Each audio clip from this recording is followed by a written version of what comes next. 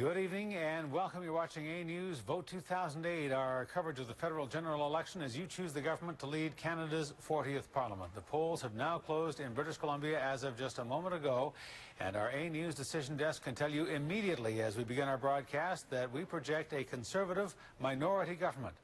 The polls have closed in Ontario about a half an hour ago, and the early results from there lead our decision desk to project a conservative minority. And Stephen Harper and his conservative government will be returned, but without the majority that the Conservatives had hoped for. Dr. Dennis Pilon, who is professor in the political science faculty at the University of Victoria. Professor Pilon, a regular face and familiar face for our A News viewers. He's been part of our ongoing coverage of the campaign throughout since it was called on September 7th. And Dennis, thank you for being here. You bring a wealth of knowledge and expertise. You're one of Canada's foremost authorities on electoral reform. We're barely out of the gate. The polls barely closed in British Columbia, and we know the result. It's going to be a conservative minority. What's your reaction to that? Well, I think Stephen Harper's going to have a lot of explaining to do. Depending on the particular breakdown, is he ahead in the seats? Is he behind? What's the popular vote? Have they won or lost? And of course, the particular mix of characters is going to be interesting. Even though it's still a conservative minority, which of the colorful characters have lost? Which ones have won? Have there been any breakthroughs? I think there's a lot for us to look at tonight. Let's check in with Saanich Curl, who is in, Dennis, unarguably one of the key ridings on Vancouver Island tonight. She's in Saanich-Gulf Islands, where the Minister of Natural Resources, Gary Lunn, is in for the fight of his life, getting a lot of attention in Saanich-Gulf Islands. A Conservative cabinet minister could lose his seat. This riding covers 504 square kilometers, 115,000 people, ranging from the young people at the University of Victoria to the seniors in Sydney and the people who choose the Gulf Islands lifestyle. 90,000 eligible votes here. For the past 4 terms has been held by Conservative Gary Lunn, but if the pundits are right, he is in for quite a fight tonight and could see the end of his political career so far. We'll find out. Let's check in with Saanich Curl, who is reporting live at Lunn headquarters for us tonight. Saanich, what's the situation there? Well, we're just starting to see supporters trickle in and watch the results come in nationally, just as you and I are, Hudson. You know, we may be calling a conservative minority, but the electoral math, as you said, is not looking good for Gary Lunn. He won with just a 9% margin of victory last time, about 5,600 votes. And what has changed everything in this election is the fact that there is no NDP candidate. Julian West is out of the picture. It's a 2-horse race between Liberal Penn and between Gary Lunn, and that's really allowed green-leaning, left-leaning voters to coalesce behind Penn, and keeping in mind that everything that is the Conservative base here in this riding may not be enough. Even if they throw 100% at it, it may not be enough to go against the political heart of this riding. Remember, in 2006, 63% of the voters who voted here went for someone other than Gary Lunn, and that may just be odds that are too tough to beat. All right, Saanich, thank you. We'll check back with you at Lunn headquarters. Let's go over to Penn's Liberal headquarters tonight, where there's a party underway, and our Stephen Andrew is covering that for us. Stephen. Yes, the Liberals are just coming in, watching the results on the screen, and seeing those numbers coming out of the the East Hudson, and they're a little bit disappointed. They were expecting a couple of more seats from there. They're expecting about 8 or 9 in British Columbia, but certainly they feel that Penn is going to be one of those seats tonight.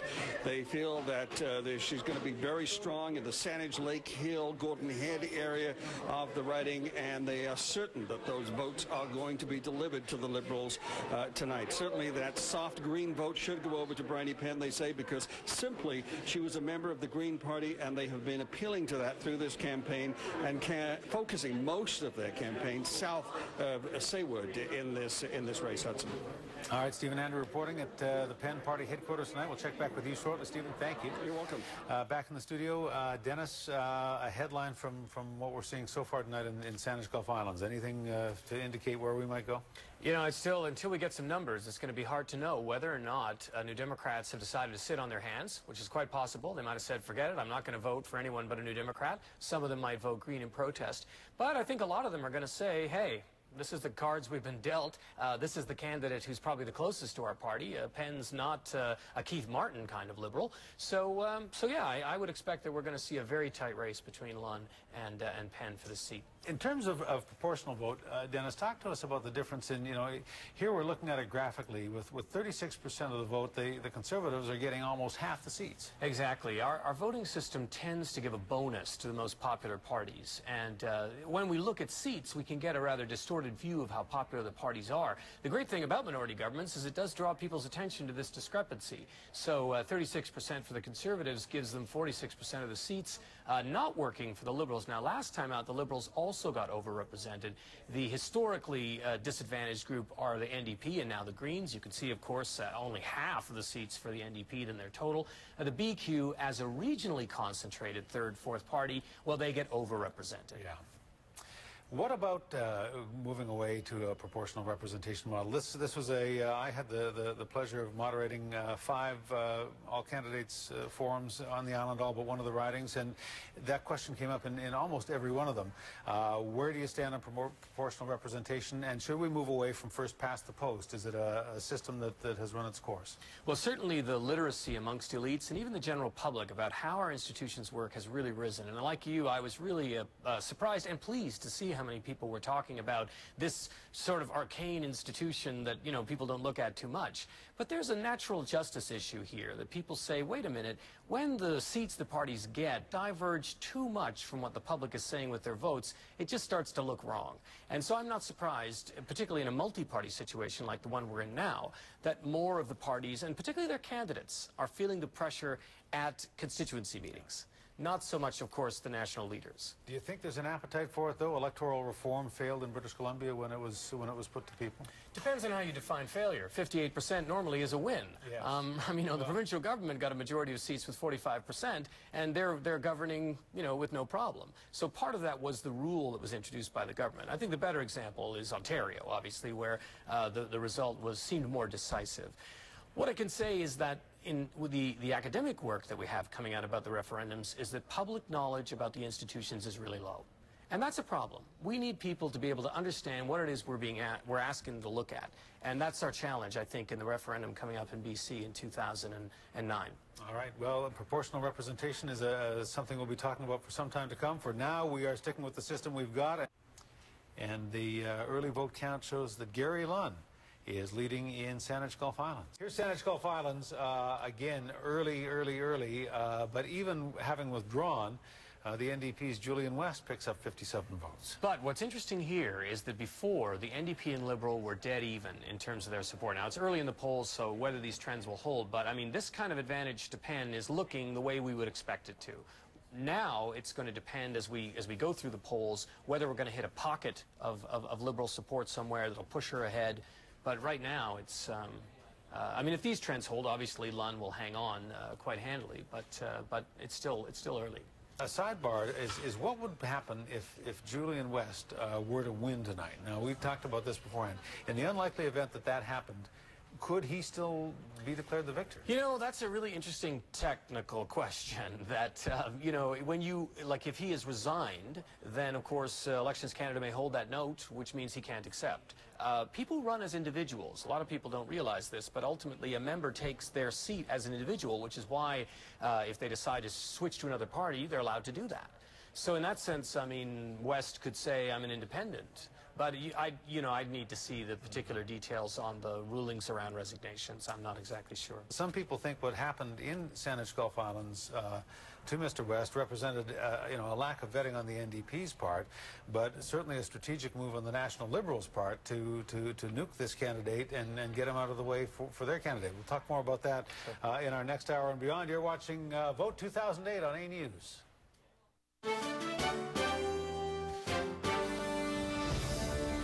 It's 8 o'clock. The polls in British Columbia have been closed for 1 full hour now, and it didn't take long for the results to become apparent. The tight races, of course, is in Saanich-Gulf Islands, where we are waiting to see what's going to happen there. We are expecting a tight race between the incumbent Conservative Gary Lunn.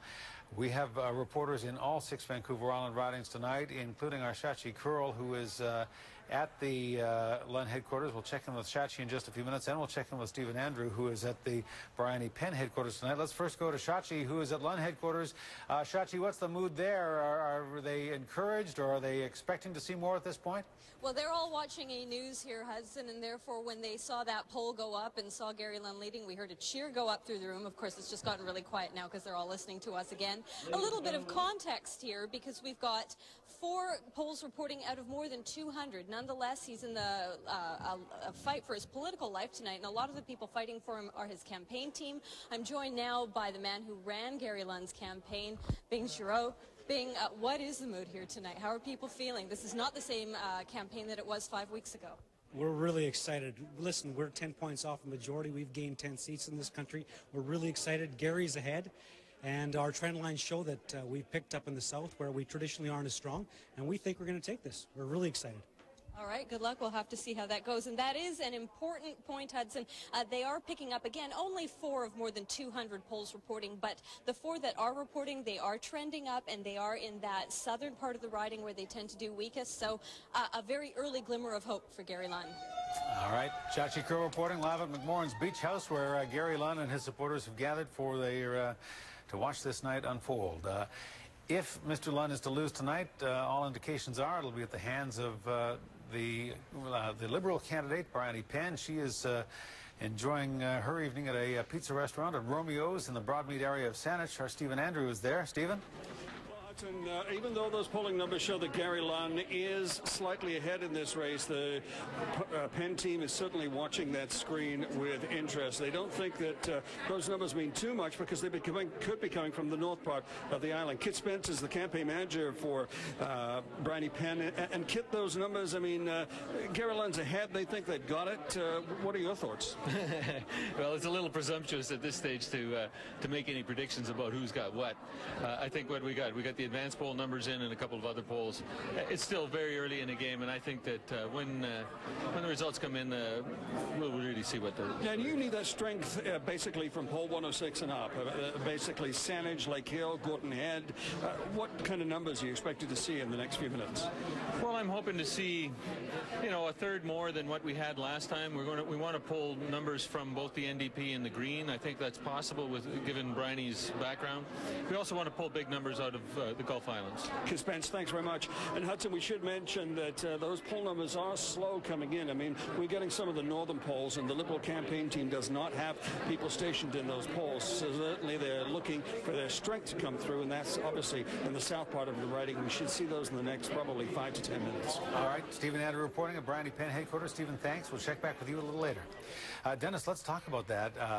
How is it that this campaign, many people have said nationally that this is one of the worst Liberal campaigns that they can remember, and on the ground, if the Liberals don't have enough people to man those polls, that suggests something. It does, because, the story that we follow in the media, when I come on the shows and we talk about what people think, the ideas, the leaders, but we don't talk about the nuts and bolts. And the nuts and bolts is where a lot of the action is. Can you poll your voters on election day? Can you make sure everything is running the way it should in the polls, right? Are some of your potential supporters maybe being turned away because they don't understand the registration rules? So it's that kind of stuff where you've really got to have the muscle on the ground. And I've been hearing the same things, that the Liberals are not as well organized. By contrast, the Conservatives are a well-oiled machine. They really have got the muscle in terms of getting their voters out. Let's talk a little bit about what has gone on in this riding, aside from the whole business with Julian West and the Liberal Party coming out with this. This was information about Mr. West, and we touched on this in our last hour, that regardless of the propriety of what he did, which ultimately led him to drop out of the race. This is something that was known and that was strategically dropped as a bomb at a certain point in the campaign. Penn, who has her own history of public nudity, was careful to distance herself from it as well. I mean, she, as our viewers know, rode naked on horseback to protest logging through the streets of downtown Vancouver, and successfully stopped the logging on Salt Spring Island that she opposed. I'm sure she felt, and I shouldn't speak for her, but perhaps there was a feeling that it was a little disingenuous on the part of her local campaign on the ground to be doing this when it really came out of the Liberal war room in Ottawa. Well, this is the side of politics that people really don't like. And if you say you're going to do something different, you're going to be a different kind of leader, and of course that's the way the Liberals have presented themselves, then to use this kind of approach where, I mean, if they knew, if the concern is accountability, if the concern is transparency, we don't want a candidate, you know, who's not the kind of person we want in Ottawa, then one would think the Liberals should have come forward with that information at the first opportunity, first chance they got that there was a whiff of something wrong. The fact that it comes out at the 9th hour, it looks like it's old-style, winner-take-all politics. And that may win you elections, but it doesn't go over well with the public when they can connect it to your party. And even in the dying days of the campaign, the work of the Dogwood Initiative, which was dogging Gary Lunn, and then this whole business with the demon dialers and people phoning in the last couple of days. We can talk more about that in a second. Here's the proportional vote, and again, looking at the value of your vote and comparing that to, so with 37% of the popular vote, nearly half the seats for the Conservatives, and again, you talked about over and under representation as we look elsewhere at the Bloc and the NDP. And again, very impressed with the Green candidate. I think it's a mark of the maturity of the Greens that they're finding higher quality candidates, candidates who really can speak to a broader set of issues, and getting out the message that the Greens represent more than just, you know, hugging trees and looking after lakes. I mean, they have a bigger set of issues that they want to get out there. So well, and if you delve into the party platform, it certainly does address all kinds of issues, and not to imply that it does not. We are just being told that the decision desk has declared Gary Lunn elected in Saanich-Gulf Islands. We don't have the graphic and the numbers to show you just yet. We will get that very shortly. Gary Lunn, the Minister of Natural Resources, the incumbent Conservative, who the pundits had predicted was in for the fight of his life. Including this one. So they've made a liar of me. Way to go, Saanich. Well, you had predicted it, Dennis, but tell us why as we roll through and take a look at the numbers as we have them so far. Well, you know, I had worked on this kind of idea of, you know, what might voters logically do, and I had assumed that given the fact that Democrats really were going to have no choice, they were going to move on. But then you see it's not that simple. The group of voters that show up in one election are not the same ones who show up in the other ones. A whole new group of voters can be discovered. The demography of the riding can change, which once again cautions people against trying to use old election results as a map to the future, because, you know, lots of things can change. And in this case, I mean, Gary Lunn had an effective machine, and it looks like he pulled out the votes. We're standing by to go to Sachi Curl, who's at Lunn headquarters, and we'll go to her in just a moment. But you talked earlier, Dennis, about the fact that you can't predict what people are going to do from riding to riding, or even within a riding from day to day. So if the expectation had been that the disaffected New Democrats in Saanich-Gulf Islands would run to Brian Penn, clearly many of them have gone to Andrew Lewis, who at this point is polling well. It didn't happen, or at least it didn't happen in sufficient numbers. I mean, last time, if we look at the Greens, I mean, I think they had about 10%. So this looks like a pretty impressive improvement for Lewis this time around in terms of his percentage. The Liberals, of course, have also improved in terms of the distance between them and Lunn, but it wasn't enough. It wasn't enough. It may be, as I said before, that for many Liberals, the Conservatives seem closer to them. So it may have been that while Briony Penn had the magnetic pull for some of those New Democrats, she may have actually sent some traditional Liberals over to the Conservatives. Do you think that that Gary Lunn may be chastened by all of this? That perhaps having been Vancouver Island's MP at the cabinet table, there was a thought that it was going to be a little easier than it turned out to be? Well, it should have been. I mean, all the work we do on looking at who has an advantage in terms of their party support, cabinet ministers, it's gold. I mean, you're getting more media than any of the other candidates, so that should have made it more of a cakewalk for Lunn.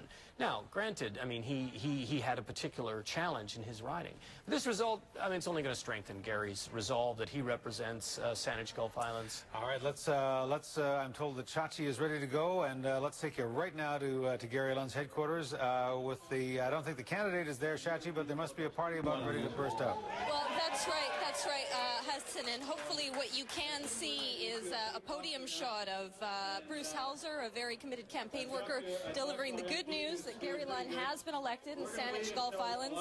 Apparently, they are going to do some waiting.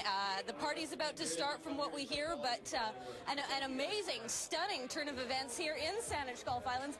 Everybody, Hudson, wrote Gary Lunn off. They were writing his political obituary. They said he had no chance. I heard one figure, some analysts saying that that Bryony Penn would win with 42%. Clearly, that has not been the turn of events. We're just going to ask Bing Giroir, our campaign manager for Gary Lunn. Bear with me, Hudson. Switch mics. This is the magic of live television. And we are here with Bing Giroir, who has the good news for us. Tell us what's going on. Trend lines are excellent. Everything looks good. We're not going to predict victory yet, but I'm feeling really successful. Well, all right then. All right. Well, in that case, Bing, what I'm hearing is that our desk is calling for Gary Lunn. Does that make you any more inclined to do it yourself? You guys are probably smarter than we are, so hey, I'll take a victory when I can get it. So is that an acknowledgement on your part that Gary did it? I haven't seen the latest numbers, so I think we're there. All right. What do you attribute to this? Everybody was writing Gary off even as early as a week ago.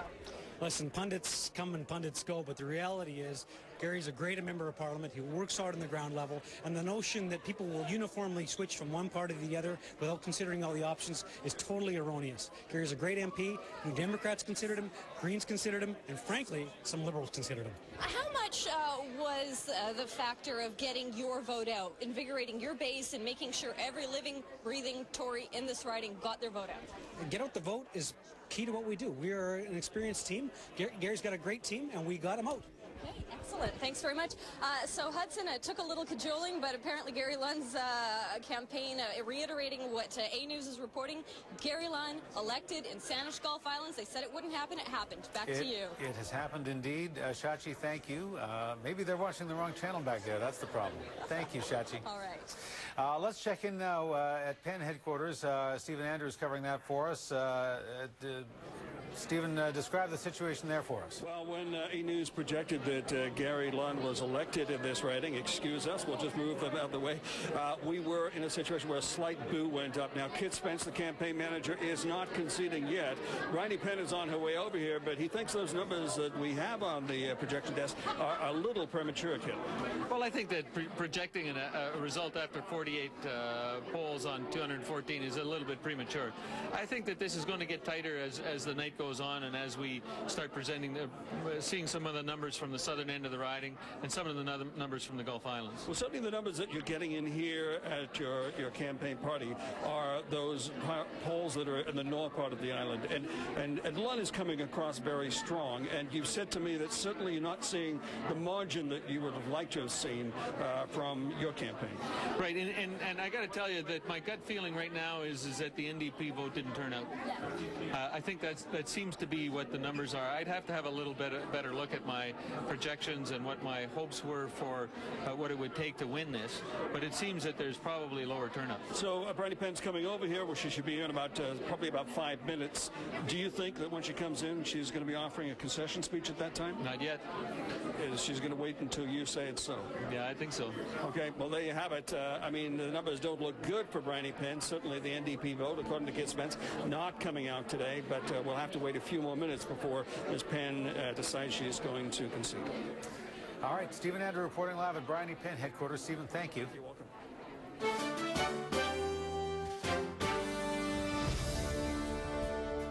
Big story, the big headline right now, A News decision desk projects Gary Lunn, re-elected tonight, fending off that challenge from Bryony Penn to be re-elected in Saanich-Gulf Islands. Let's talk a little bit about that. You were one of the pundits and experts who had predicted that it might not go that way for him tonight. Clearly, the vote didn't shift as we thought, but maybe it shifted in a different way that we didn't predict. Absolutely. You know, when you look at the raw numbers and you do subtraction and addition, it looks like, oh, these voters went here and those voters went there. But actually, what you can have are voters migrating across parties. So what may have happened is we could have seen a shift of a number of Liberals over to the Conservatives. For fear that Penn really represented too left-wing candidate for their tastes. Meanwhile, infilling that loss are these New Democrats coming from the campaign that no longer is in motion. So it's really, you know, without some kind of sophisticated polling to find out what people did, we might never know. Conservatives hang on to Saanich-Gulf Islands. We are told that Liberal candidate Bryony Penn is just a couple of minutes away from appearing at her party headquarters tonight, her election night celebration. Let's bring you the latest numbers from Saanich-Gulf Islands, which show that at about 8:27 tonight, our decision desk projected that Gary Lunn would be returned for another term in Saanich-Gulf Islands. The Natural Resources Minister re-elected tonight with, at this point, 85 of 241 polls reporting. And Dennis, we are told that Bryony Penn is just a moment away. Let's just pull up, if we can, the popular vote. Lunn tonight with 46.5%, Penn 37.6%. Yeah, it's really interesting how this is polarized. It really goes to show that when you have a three-way race and then you make it a two-way race, things might not work out exactly the way you think. Let's check in with Stephen Andrew right now at Penn headquarters. Stephen.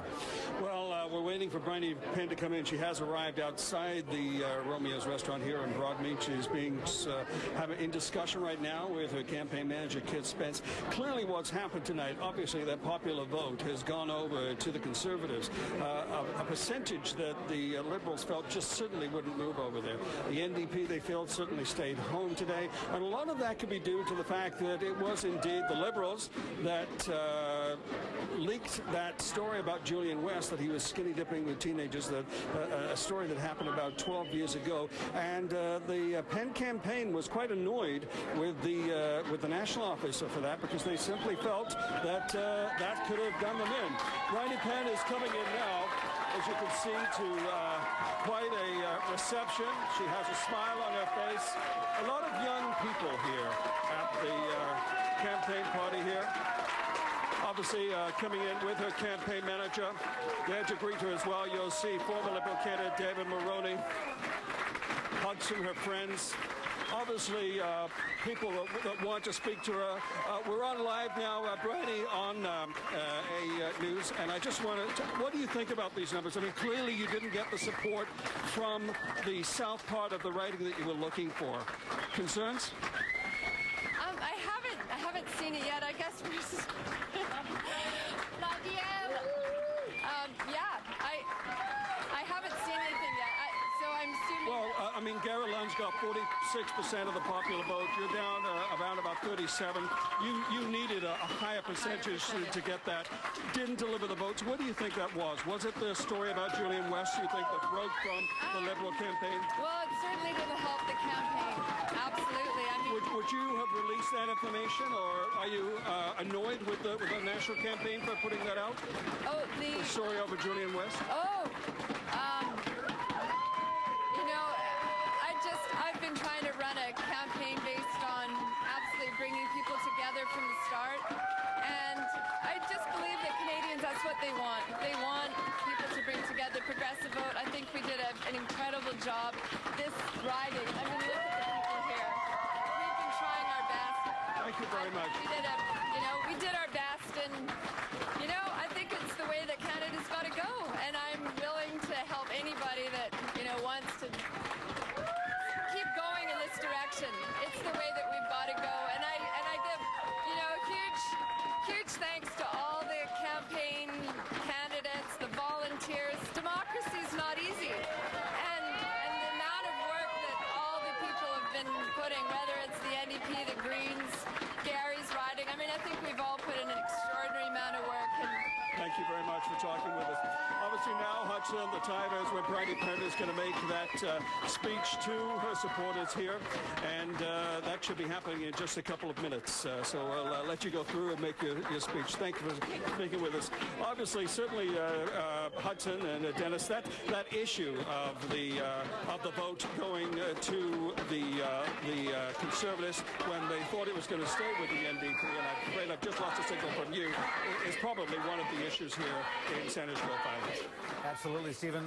We will let you get reconnected so you can hear us. In the meantime, we will check back with at Penn headquarters in a moment. I'd like to hear her speech to her supporters.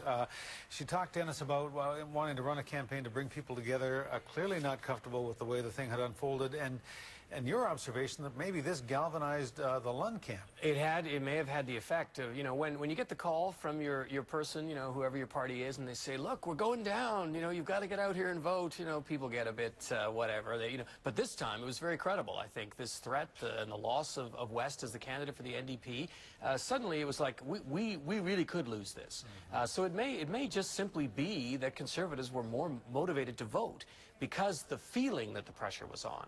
We may not even have seen movement across camps. We may just have seen one camp galvanize their vote more effectively. Well, we certainly saw that what happened in Saanich-Gulf Islands got the attention of the Prime Minister. It got the attention of the National Conservative campaign. The Prime Minister was here twice. He made sure that Gary Lunn was there. Gary Lunn made sure that he was there. He had a speech that day to the Union of BC Municipalities. Too late to get anyone else to stand in for him, but he wasn't going anywhere. He wanted to be standing here when the Prime Minister was here. Absolutely. Suddenly we saw a lot more of Gary at home. And that's a difficulty for cabinet ministers and the Prime Minister. They often can't appear in their own riding as much. But I think once that broke out, we saw a lot more of Gary Lunn right here at home because he was going to protect the home base. All right. Are we heading back to Penn? We're unable to see if she has not yet made her way to the podium, I'm told, but we're standing by, and we're hoping that as soon as Bryony Penn speaks to her supporters, we will bring it to you. We are also keeping an eye on what's going on in eastern Canada, where the leaders have begun to speak. I'm told Gilles Duceppe speaking to his supporters in Quebec right now. The Lunn projection. And there it is again. A News projects Gary Lunn. It's a victory for the incumbent tonight. New numbers to show you as we peel this page back and show you the next one. The margin of victory now increasing with more polls reporting. 96 of 241 now checking in. 10,222. And again, more salient point, Dennis, rather than the raw numbers, is the percentage of popular vote. That margin continues to grow. Lunn with now 45.6%, Penn for 37.8%. Bryony Penn about to speak to her supporters where they have gathered tonight. We're told that Gary Lunn has now arrived at McMorran's Beach House in Cordova Bay. While we wait for Gary Lunn to make his way into his headquarters, let's take you back to Penn headquarters and listen in as she speaks to her supporters. 2, 1, 2. Hello, 1, 2, 1, 2. Clearly just getting ready to speak, and we'll listen in now. It's Thanksgiving, and it's a fabulous, full, clear moon. And the bufflehead ducks arrived today for the winter. So in my mind, this is a time for giving thanks.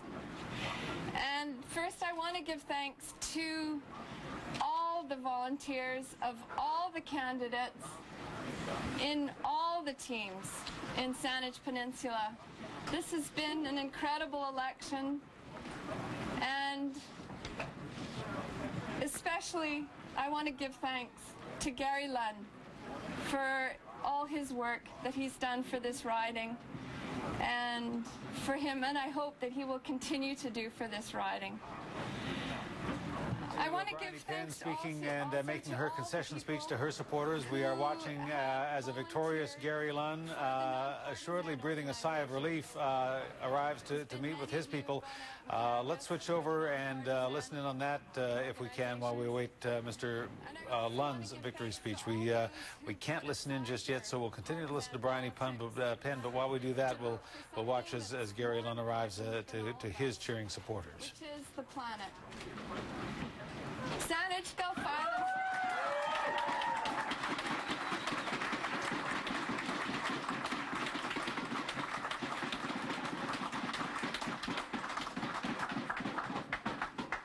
Saanich-Gulf Islands is a very special part of the planet.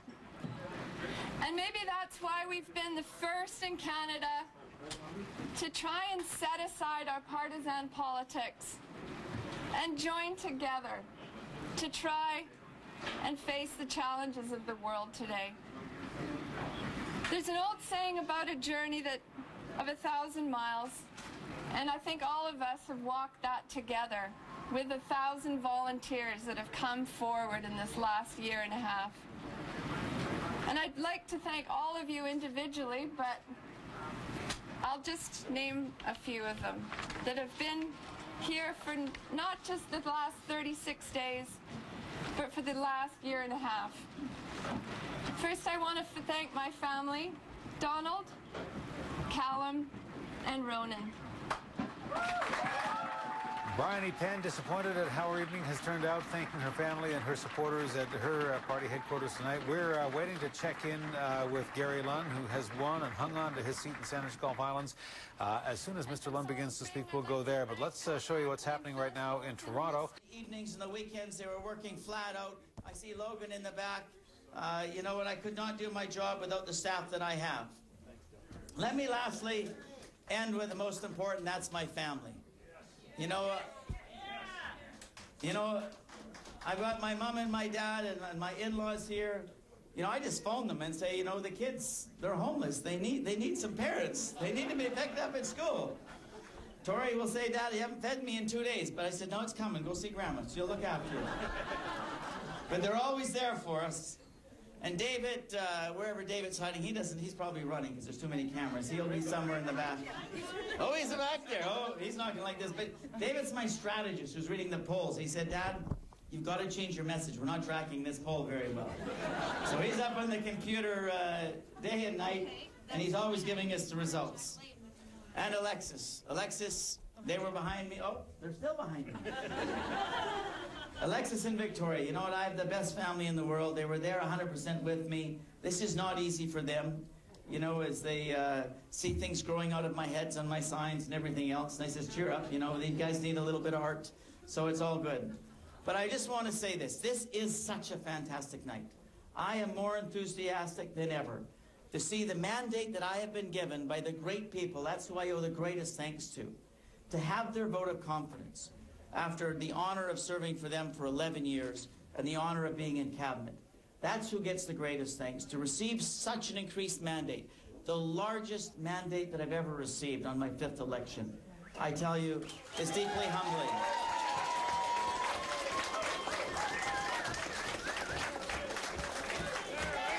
Thank you. I will continue to work for them. Of this great riding and the people in Vancouver Island and British Columbia and the mandate that you've given our government. This is no easy task, as I said earlier, to get the seats that we have as a party when you have 5 political parties in election. So I know there's great things for this great country. Thank you very much, and let's have a great night and celebrate. Thank you.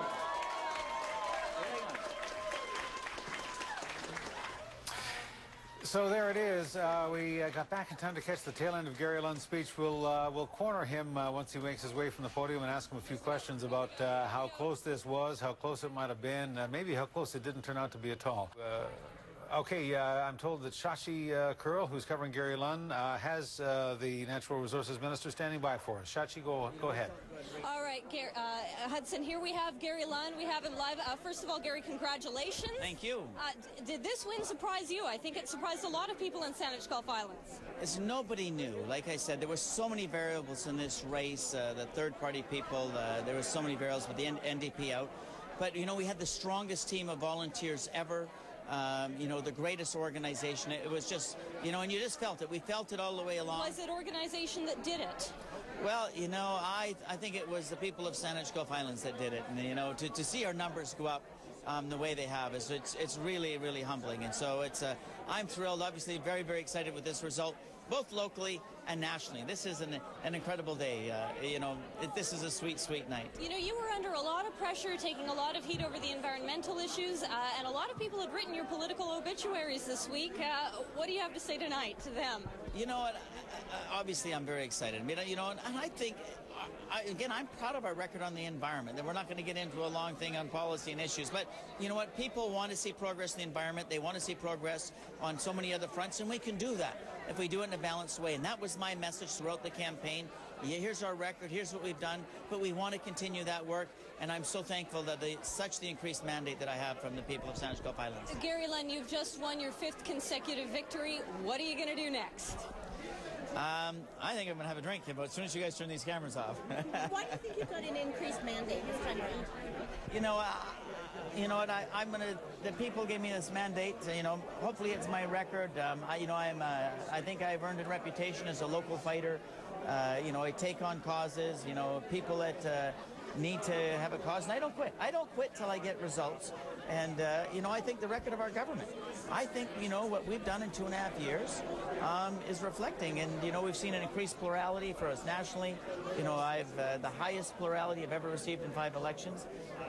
Hey, I got to give it. There he is, Gary Lunn, re-elected tonight. As Shachi mentioned, many were writing his political obituary, and instead he has come back with a stronger mandate than before and a 5th election victory. So being out of government puts the Liberals at a real disadvantage organizationally. Well, and we saw that in microcosm in Saanich-Gulf Islands, because as we saw earlier, Penn acknowledged that they didn't have the volunteers on the ground that they needed.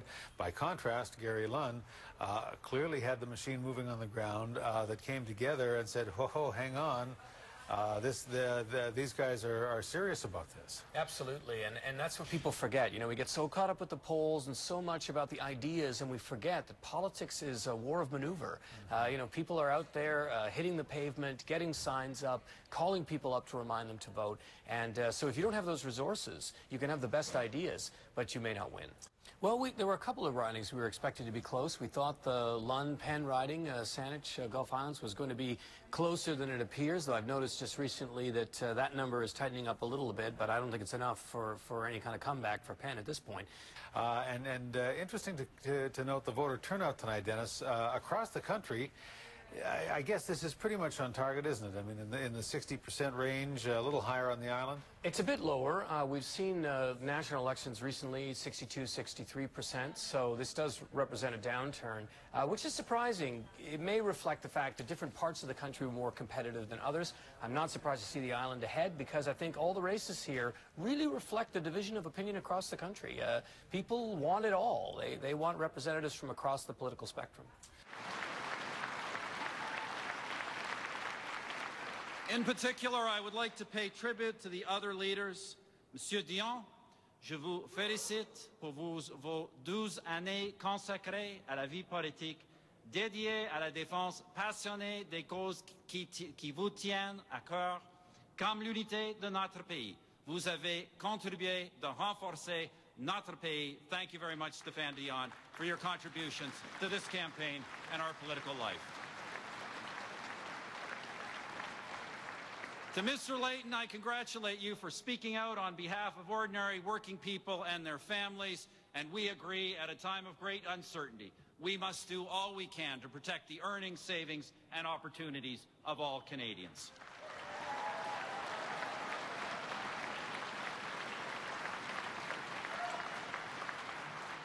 Monsieur Duceppe, je vous félicite pour avoir mené une campagne vigoureuse en étant profond désaccord sur l'avenir de notre pays.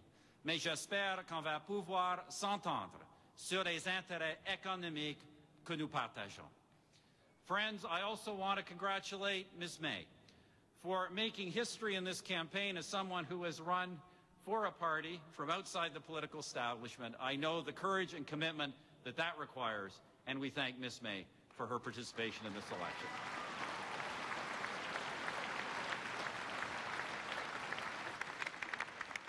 The voters have entrusted us with a strengthened mandate to continue to lead the government and take Canada forward. As Conservatives, we have governed rarely, and we accept this result and this responsibility with humility and without hesitation. Thank you very much to the people of Canada.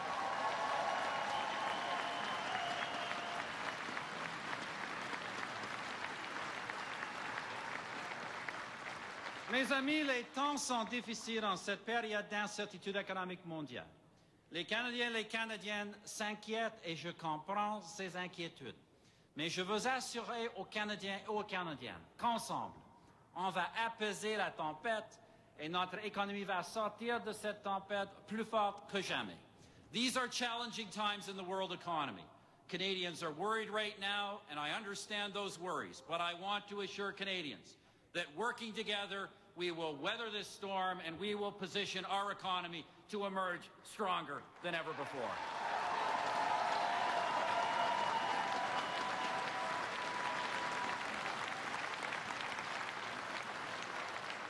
For Canada's $1.5 trillion economy, for the protection of the earnings, the savings, and the future opportunities of our 33 million people, we have a realistic, prudent, and responsible plan. We have a team that is up to the challenge, and most importantly, we have a great country that we all believe in.